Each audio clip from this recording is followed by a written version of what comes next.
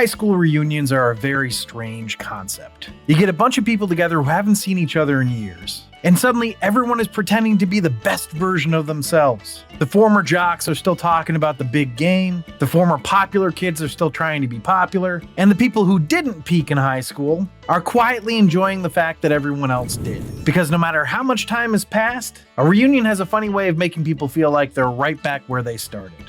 You know, Peg, I'm having the time of my life. See, being married to you, I forgot how great I was. Why, oh, why did I leave high school?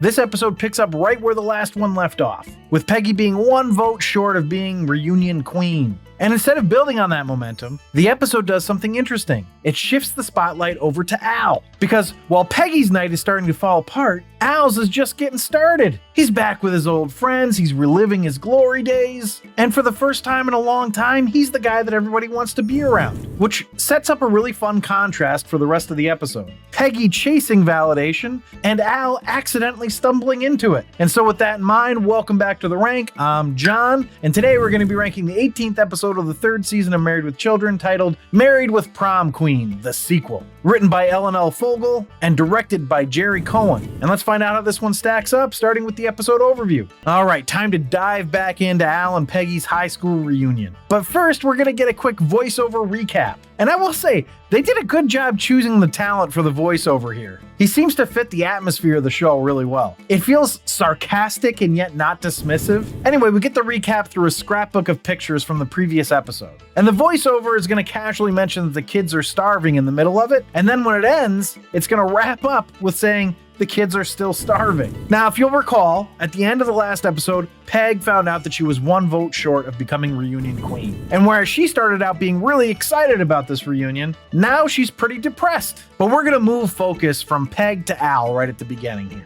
And how they do this is to bring in Eli. Again, if you recall from the previous episode, Peggy told Al not to talk to his friends, specifically Eli. And we're immediately reminded why when Eli yells out, $10 says Al Bundy can ram right through that door with his head. The man really likes to bet and is also, apparently, a psychiatrist. I feel like they were trying to make it clear that Eli is a good manipulator, which is really what you want from a shrink. It's also made pretty clear that Eli has a thing for Peggy, although nothing comes of it. I have to say, seems like she might have been better off with Eli, you know? I mean, he's got the doctor money, and he seems to like her, though that seems like a plus. But Eli's gonna get Al over to the old gang who's all sitting at a table together. And without any irony, they're gonna make fun of the nerds who are all still sitting together. And when they look over at the nerds are all hanging out with a bunch of attractive women. And the nerds are going to call out to their table and be like, you should have done your own homework, guys. But to really hammer home the influence that these friends seem to have on Al, we're going to end the scene with Eli and the rest of them convincing Al to try to drive a nail into the table with his head. And the way they convince him to do it is by saying, you know, maybe your head's just not as hard as it used to be. And that's the statement that pushes Al to prove them wrong. That's just a really bizarre thing to want to prove, Al. No, my head's still hard as hell. Now, we haven't seen the kids in a while, so we're going to get a scene with them, and they're making boot soup. And if you haven't watched the episode and you're wondering what that is, I'll explain it, as I'm sure Antonio will put a clip of it up. I wasn't gonna. It's literally a boot in a pot of boiling water. Obviously, they're unhappy with their dietetic options, and who wouldn't be? So Bud's not just cooking up a boot, he's cooking up a plan. His plan is to get into the reunion because he knows they've got food there. Now, of course, we need a reason for the Rhodeses to show up so that Amanda Bierce and David Garrison can get paid for this episode. And the reason they come up with to have them there is that they're a piece of Bud's plan. So the plan is basically to learn from Steve and Marcy what the 60s were like so that they can play characters basically to get into the reunion. But what they find out is that Steve and Marcy didn't really experience the 60s. And to quote one of my favorite movies, Field of Dreams, they had two 50s and moved right on into the 70s. Marcy was in Young Republicans, and Steve's key moment of protest was taking a penny out of his loafers and untucking his shirt. Heck, he even put a dimple in his tie once. So their privilege was showing a bit. But we're gonna head back to the reunion and we see Peggy. She's trying to get votes. And she's talking to one of the guys there, and we only hear the end of the conversation, and we only hear it from Peg's perspective, in which she says, I do need the votes, but I don't really do that anymore. Could you vote for me anyway? So it seems like she strikes out with the creepy guy, but that's not the only person she's gonna strike out with. Looks like she's got a lot of bad blood with her former female classmates as well. Apparently, Peggy spent a bunch of her youth stealing her friends' boyfriends. Kind of like Kelly does now. So it's not really any surprise that these spurned women don't really want to vote for her either. And then when we see Al again, he has a wound on his forehead, which he tells Peggy he got while shaving. So clearly Al tried to drive the nail into the table with his head. And I didn't see a nail sticking out of the table, so I'm guessing he lost that one too, just like the Mustang from last episode. And shortly thereafter, we're going to see that Bud and Kelly have effectively made their way into the reunion. Bud is insisting that he goes by the name Moonbeam, and Kelly is going by Peace. Now, of course, you're thinking, peace, right? It's the 60s. I get it, makes sense. But he spells it for her, P-I-E-C-E. And normally, Bud's constant Kelly's a slut jokes don't really get me, but that one was a good one. So to fit in, they just keep saying groovy over and over again. And the bit's gonna continue throughout the episode where they just constantly use 60s catchphrases and jargon. And it seems roles have switched here, as Al is basically living out his fantasy with people being interested in what he has to say and attractive women giving him attention. For instance, when we see him next, there's a large-breasted woman that wants to hear again about winning the city championship game. And then Al's gonna shoo Peggy away saying he's talking to Hooter. Of course, she corrects him and says Vicky, but she's undeterred by him calling her Hooter. She still wants to hear about the game. Al is really having the time of his life, to the point where he ponders why he ever left high school. But poor Peg is distraught about not becoming reunion queen. And in the next scene, we get more of Al having a great time. There's a woman talking to Al about how he apparently gave up a career with the Bears to be with Peggy.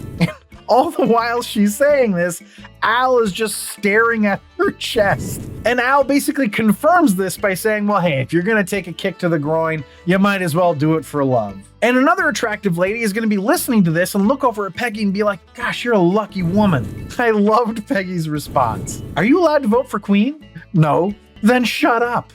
So we're gonna get a little exposition here now. We've got Tim, who apparently was the class president and is now in charge of a mortuary, and he's gonna be announcing to everyone that voting is gonna end really soon for Reunion Queen. All the while, the kids are getting some food and good for them, and then Jack is gonna come over and try to goad Al into a fight. He says, I don't even understand what this rivalry is even about. I can't think of a damn thing you're better at than me. And what's Al's badass response? Well, why don't you ask your wife about that, Jack? So the goading was effective, right? They're about to have that fight, and then Peg's like, hey, I specifically asked you not to fight with Jack.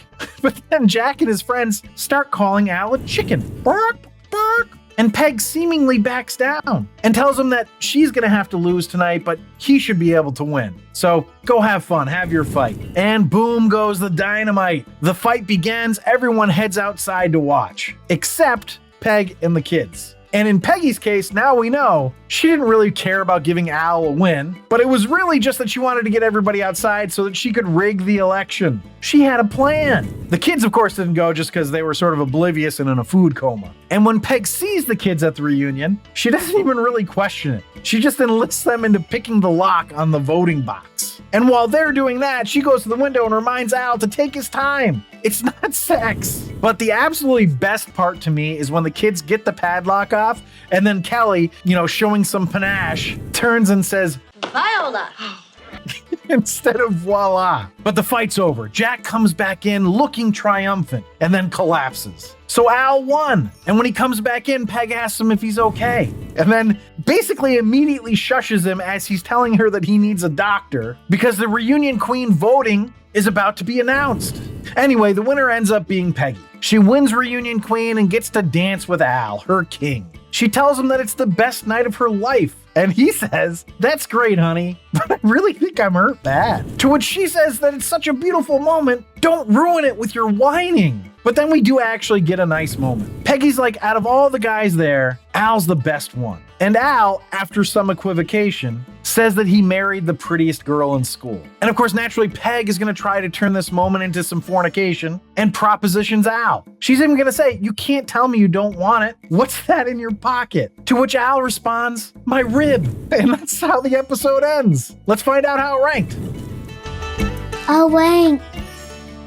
So the rank is where I rank the episode based on 5 categories: story, acting, dialogue, episode coherence, and character relatability. I rank it on a scale of 1 to 5, 1 being the worst, 5 being the best. Then I have a laugh counter where I tally up the amount of times the episode made me laugh. 1 point per laugh out loud gets added to the score. But before I dive into the rankings, I just want to say if you're enjoying this episode, please leave a like down below. It really does help me out. But without further ado, the first category is story. So it's a continuation of the previous episode's story about the Bundys going to their high school reunion. They change it up though, where instead of Peggy being excited about it, now Al is. All in all, I actually think this episode worked better than the last one. It's a solid story that probably didn't need to be in 2 parts, but it felt like they cut it into 2 at the exact right moment. So I gave it a 4.25. So that brings us to acting. The acting was good. David Faustino was as he typically is, but everyone else was good. The guest stars were even good. Ed and Katie were great. It was solid. I gave it a 3.75. And that brings us to dialogue, and I found this one engaging. I was wrapped up in what would happen. I felt invested in whether Al would win his fight or not, and if Peggy actually rigged the voting, or if she'd screwed it up somehow. So in that way, it was really great. The problem was it still just wasn't as funny as it should have been. But I enjoyed the episode nonetheless. I gave it a 3.75. So that brings us to episode coherence. The kids being at the reunion was almost too silly, though I forgave that plot line for giving me that excellent Viola joke. And considering that it was a 2-parter, I was surprised at how it actually really felt like a fully encapsulated episode. I think if I had watched it without seeing the previous episode, I wouldn't have had trouble following. So kudos for that, I think. I gave it a 4.5. That brings us to character relatability. It was decently relatable. I can't imagine wanting to get into a fight in my 40s, or being goaded into trying to drive a nail into a table with my head, or be so desperate for the validation of being reunion queen that I would rig the voting. But they're just extreme versions of all of our picadillos, right? So I gave it a 3.25. So some decent rankings, not great or anything, but it's gonna take a decent laugh counter to keep it in the top 3 tiers,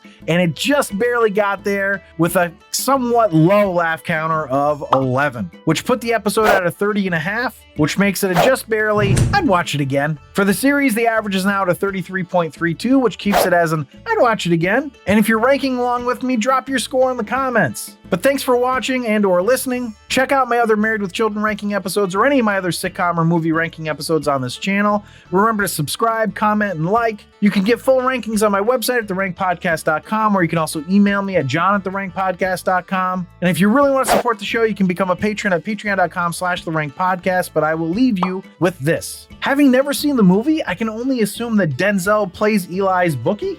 Dude, I don't get it. That's a weird Book of Eli reference joke. Welcome to everybody's least favorite segment. John makes a bad joke worse by explaining it. Eli's gambling all the time, so the Book of Eli felt like his book of bets. Don't worry, folks. We're not going to be explaining all the jokes.